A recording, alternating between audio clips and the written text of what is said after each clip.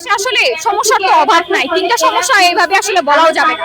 এত এত সমস্যা আসলে কোনটা রেখে কোনটা বলবো। তবে যেটা আমি সবচেয়ে মনে করি যে ধরেন আমি আমি প্রতিদিন বিশ্ববিদ্যালয়ে আসা যাওয়া করি, কিন্তু এই একটা মেয়ে যে বিশ্ববিদ্যালয়ে আসা যাওয়া করবে তার জীবনের কিন্তু নিরাপত্তা সে পাচ্ছে না। এবং আমি অনেক মাকে দেখেছি যে তারা আসলে তাদের ছেলে মেয়েদেরকে এক মুহূর্ত ছাড়তে পারছে না। একটা স্বাধীন দেশে মানুষ কি চায়? একটু নিরাপদ ভাবে বাঁচতে চায়, এটাই তো চায়, তাই না? তাহলে নিরাপত্তার চেয়ে বড় কিছু আসলে মানুষের চাওয়া পাওয়া নাই। সবাই তো আসলে বিভিন্ন ধরনের সুযোগ সুবিধা উপভোগ করতে চায় না, আমরাও চাই না। যেটা চাই একটা স্টেবিলিটি, সরকারের মধ্যে একটা স্টেবিলিটি, জনগণ যেন একটু শান্তিপূর্ণভাবে বসবাস করতে পারে। এটাই আমার কাছে সবচেয়ে বড় সমস্যা মনে হয়। এবং আমরা এই যে মানে নিউজ পেপার খুললে বা টিভি খুললে বা সোশ্যাল মিডিয়া খুললেই দেখতে পাই যে খুন খারাপি, ধর্ষণ, বলাৎকার, এই ঘটনাগুলো বারবার দেখতে পাচ্ছি। এই যে আইন শৃঙ্খলার যে এরকম অরাজকতা অবস্থা, একটা দেশের সরকার যদি চায় এগুলো থামাতে তাহলে অবশ্যই থামানো সম্ভব। এই যে ধর্ষণের যখন কথা বলা হচ্ছিল তখন আমরা আসলে মানে আমাদের সিনিয়র যারা আছে তারা কিন্তু লেখালেখি করছে। একটা সময় কিন্তু কোনো একটা ইস্যু ঘটলেই বিশেষ করে নারী শিক্ষার্থীর উপরে এসিড ছুড়ে মারা হতো। তাইলে এই এসিড কিন্তু এখন ছুড়ে মারা হয় না, কারণ এটা নিয়ে অনেক ধরনের ক্যাম্পেইন হয়েছে, অনেক ধরনের কার্যক্রম হয়েছে, অনেক ধরনের শাস্তির ব্যবস্থা করা হয়েছে। তো সেটা কিন্তু কমে গিয়েছে।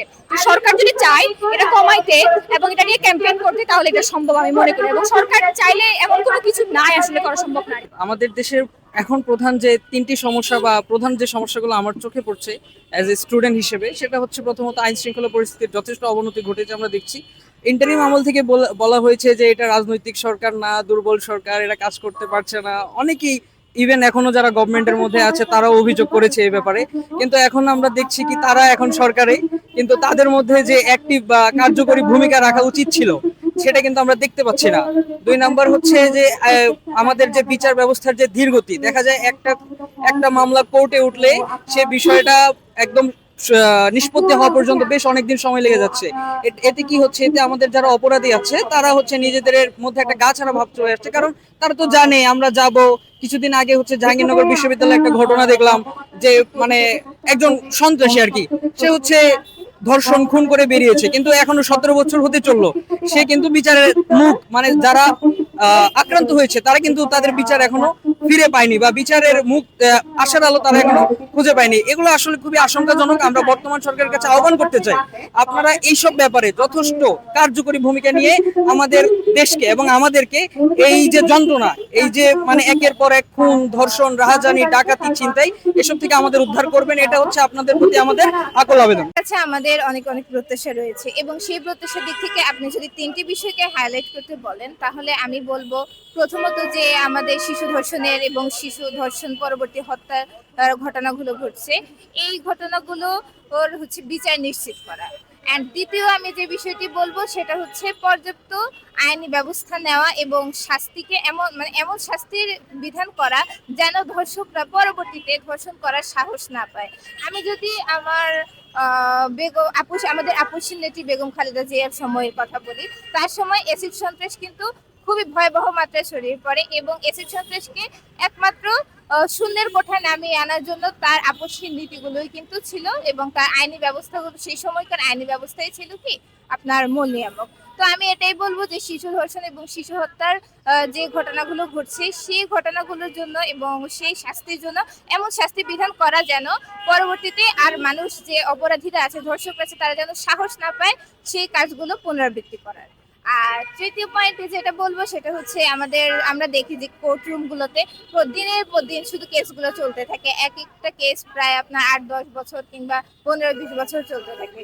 তো আমি বলবো যে আমাদের যে কোর্টগুলো রয়েছে সেখানে বিচার ব্যবস্থা আরেকটু দ্রুততর করা, তাহলে যেন অপরাধী বা যারা হচ্ছে অপরাধীর শিকার হয়েছে তারা যেন আইনি সহযোগিতা পায় এবং এর ফলে যেটা হবে আমাদের আইনের প্রতি আরো ভরসা বা আস্থা ফিরে আসবে। করার কথা বলেন, আমার কাছে মনে হয় যে আমাদের আইনটা খুবই ধীরগতি। আপনি যখন কোনো মামলা করবে, কোনো কিছু করবে, এটা খুব ধীর গতিতে চলে। আমার মনে হয় আইন ব্যবস্থাকে আরো দ্রুত করা দরকার, যাতে চাক্ষুষ এবং প্রমাণযোগ্য যে অপরাধগুলা ছিল সেগুলা যেন খুব দ্রুত নিষ্পত্তি হয় এবং বিচারটাও যেন খুব জনসম্মুখে জনগণের সামনে যেন খুব তাড়াতাড়ি সম্ভব হয়। সেকেন্ডলি হচ্ছে জনদুর্ভোগ। আপনি দেখেন, আপনি যদি এখন রাস্তাঘাটে চলাফেরা করেন, আমাদের জ্যামজটের কারণে কিন্তু আমাদের সময়ের কিন্তু খুব অপচয় হচ্ছে। আপনি কোনো একটা কাজ করতে গেলে বা কাজ কমপ্লিট করে বাসায় আসতে কিন্তু অনেক দীর্ঘ সময় ধরে আসতে হয়, যে ক্ষেত্রে আমাদের কিন্তু ওয়ার্ক প্রসেস টাইমটা কমে যায় এবং আমাদের কিন্তু ওই টাইমটা থাকে না, ক্লান্ত চলে আসে। আর যদি আপনি তৃতীয় কোনো ব্যবস্থা বলেন, আমার কাছে মনে হয় আসলে যে এই জিনিসটা মনে হয় সম্ভব। তারপর আমাদের মানসিকতার দিক থেকে আমাদের পরিবর্তন হওয়া খুব দরকার। আসলে আমরা মানসিকতা ভাবে খুব দুর্বল এবং খুবই বাজে প্রকৃতি। আমরা যদি মানসিকতার দিক দিয়ে এবং মানসিকভাবে যদি পরিবর্তন হতে পারে, আমার মনে হয় আমরা সবকিছুরই পরিবর্তন করতে পারবো। বাট আমাদের মানসিক পরিবর্তন দরকার। এই ক্ষেত্রে আমাদের পারিবারিক শিক্ষা এবং গভর্নমেন্টেরও উচিত এরকম কিছু ব্যবস্থা তৈরি করা। ডকুমেন্টারি বলেন, গ্রুপিং এর কথা বলেন, বা একটা ওটাকে কি বলে, আপনারা যদি বাংলাদেশে যদি আপনি এটা কার্যক্রম চালান, হয়তো আমরা অনেক মানুষের মানসিকতা পরিবর্তন করতে পারি, কারণ আমরা মানসিক ভাবে খুব বেশি নিকৃষ্ট হয়ে যাচ্ছি দিনে দিনে। প্রথমত যদি বলতে চাই, আমাদের রিসেন্টলি যেটা ট্রেন্ডিং এ চলতেছে, যেটা রামিচা হত্যার বিচার, রামিচা হত্যার বিচারের পেছনে যদি দায়বদ্ধতা করা হয়, সর্বপ্রথম হচ্ছে বিচার ব্যবস্থা। আর বিচার ব্যবস্থা চিন্তা করতে গেলে ওখানে আসে আপনার আইন শৃঙ্খলা বাহিনী। আইন শৃঙ্খলা বাহিনী এই মুহূর্তে কি করছে, যে রামিচা হত্যার বিচারে সোহেলকে স্বীকারোক্তি পাওয়ার পরেও তদন্ত কেন? তাহলে প্রথমত লাগবে আমাদের আইন শৃঙ্খলা বাহিনীর সর্বোচ্চ সর্বোচ্চ সহায়তা লাগবে। তাদের আইন শৃঙ্খলা বাহিনীর পরিবর্তন চাই আমরা। আইন শৃঙ্খলা বাহিনী কঠোরভাবে পদক্ষেপ নেবে দেশের। আর তাছাড়া হচ্ছে বিচার ব্যবস্থার কঠিনভাবে দর্শনের বিরুদ্ধে কঠিনভাবে নিতে হবে, মানে পদক্ষেপ নিতে হবে। আর আমরা সামনে দেখলে দেখা যায় যে সালাউদ্দিন আহমেদ আকারে দেখতেছি সংসদে তার আইন শৃঙ্খলা বাহিনীর কথা না বলে তিনি তার আইন মন্ত্রীর আইন ব্যবস্থা নিয়ে কথা বলে। তাও ঠিক আছে, সমস্যা নাই, কিন্তু আপনি আপনার জায়গা থেকে আগে আপনি আইন শৃঙ্খলা বাহিনীকে কঠোরভাবে আপনি করেন, পদক্ষেপ নেন এবং এই বর্তমান বাংলাদেশের মা বোনদের ইজ্জতের নিরাপত্তা দেন, মা বোনদের দর্শকের কঠোর শাস্তির পদক্ষেপ নেন। তাছাড়া আর কিছু বলার নাই। আমাদের মা বোনের ইজ্জতের অন্তত সেই সেফটিটা হোক, সেটাই চাই আমরা। আসলে এই ইস্যুতে যদি আমরা বলতে চাই, আমাদের সবার আগে যে কাজটা করতে হবে সেটা হচ্ছে বিচার প্রক্রিয়াকে ত্বরান্বিত করতে হবে। কারণ ইংরেজিতে যে কথাটা আছে যে জাস্টিস ডিলেড জাস্টিস ডিনাইড, তো দেরি হয়ে গেলে আসলে মানুষের মেমোরি থেকে এটা চলে যায়, বা বিচার প্রক্রিয়া দীর্ঘায়িত হলে সুবিচার বা ন্যায় বিচারটা হয়তো বা বিলম্বিত হয়। তো সুতরাং যেখানে ঘটনা এবং তথ্য প্রমাণ জোরালোভাবেই পাওয়া যাচ্ছে, তো সেইখানে বিচার প্রক্রিয়াকে অবশ্যই ত্বরান্বিত করতে হবে। এটা আমরা সরকারের কাছে আবেদন জানাবো যে এই সমস্ত ক্ষেত্রে বিচার প্রক্রিয়াকে যেন অবশ্যই ত্বরান্বিত করে।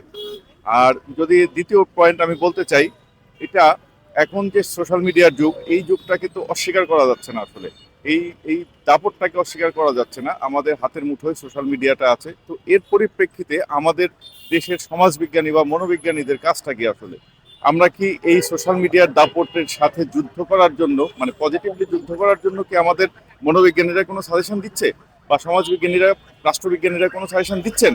যদি তারা এই সাজেশন দিয়ে থাকে, তাহলে সেই সাজেশনগুলো নিয়ে অবশ্যই আমাদের সরকারকে এগিয়ে আসতে হবে এবং সেই অনুযায়ী কর্মপরিকল্পনা নিতে হবে, যাতে একদম শিশু বয়স থেকেই, প্রাইমারি স্কুল থেকেই মানুষের মনে মানবিকতা এবং তাদের সুকোমল বৃত্তিকে জাগিয়ে তোলা যায়। এর বাইরে আমরা জানি বড় একটা অংশ সমাজের, যারা ফর্মাল এডুকেশন যেটাকে বলি, যে প্রাতিষ্ঠানিক শিক্ষার বাইরে চলে যায়, তারা বিভিন্ন পেশার সাথে জড়িত হয়ে পড়ে। হয়তো ধরা যাক কেউ ময়লা পরিষ্কার করছে, কেউ ড্রাইভিং এর সাথে জড়িত হয়ে যাচ্ছে। মানে এই টাইপের যে পেশাগুলো, যাতে যারা প্রাতিষ্ঠানিক শিক্ষা অর্জন করে না, সমাজের এই পেশায় যারা থাকে তাদের মধ্যেও কিন্তু আমরা অপরাধ প্রবণতা অনেক ক্ষেত্রে বেশি দেখি। সুতরাং তাদেরকেও শিক্ষিত করা, তাদের ভিতর থেকে এই যে কুপ্রবৃত্তি দূর করার জন্য কিন্তু আমাদের উদ্যোগ নিতে হবে। এই তিনটি উদ্যোগ আমার মনে হয় খুব জরুরি ভিত্তিতে নেওয়া প্রয়োজন।